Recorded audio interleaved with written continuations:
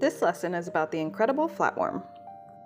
A flatworm can be split in half and will regenerate into 2 separate living worms.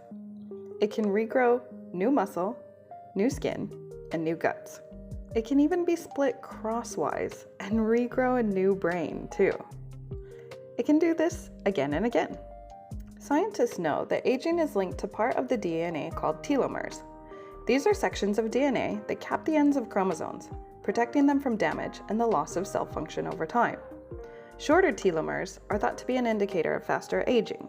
Telomeres are maintained by an enzyme called telomerase. The flatworm version of this enzyme is greatly increased during regeneration. Another amazing thing about flatworms is that when bacteria that is deadly to humans, such as Staphylococcus and tuberculosis, the flatworms could kill the bacteria in under 10 days. Flatworms have a gene called MORN2 that is activated and can kill bacteria deadly to humans and most other animals in just a couple days.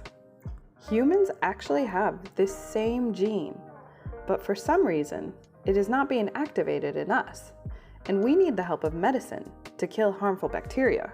But flatworms can kill most deadly bacteria all on their own.